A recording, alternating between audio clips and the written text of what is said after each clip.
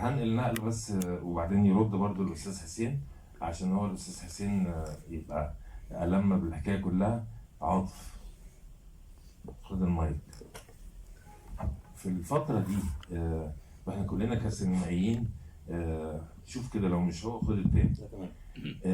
ايه المواطن المصري؟ طيب يعني هو بداية خلينا نتكلم بشكل أبرح. يعني أنا جاي النهاردة وكلي سعادة وفي نفس الوقت كلي فخر إن أنا أتكلم أو أجاور الأستاذ حسين القلة وأتكلم عن السينما اللي قدمها. فخلينا نتكلم كده بشكل عام عن الحكاية. أولا إذا اتكلمنا عن الأستاذ حسين، هو مش منتج، مش مجرد منتج. احنا بنحتفي بمنتج، احنا بنحتفي بمرحله مهمه جدا من مراحل السينما المصريه.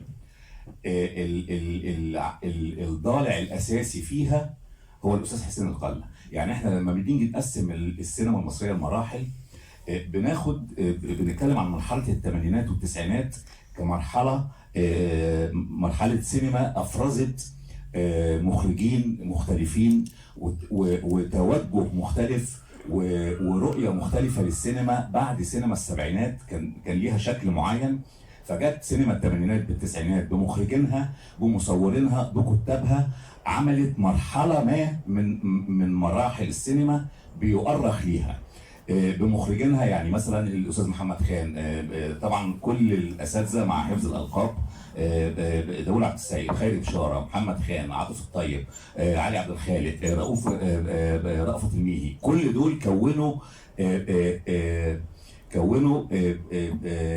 حاله من او مرحله من مراحل السينما. لو بحثت في كل دول هتلاقي الضالع الاساسي هو الاستاذ حسين القلة. هو انتج لكل دول، يعني هو مساهم رئيسي في فكره سينما الثمانينات والتسعينات اللي بيؤرخ ليها دلوقتي. ولو اتكلمنا مثلا على مراحل مختلفه، بنلاقي المنتج بينتج فيلم، فيلمين، ثلاثه، اربعه، يعني ايا كان العدد، وبيتنوع وبيبقى هدفه الاساسي انه يكسب.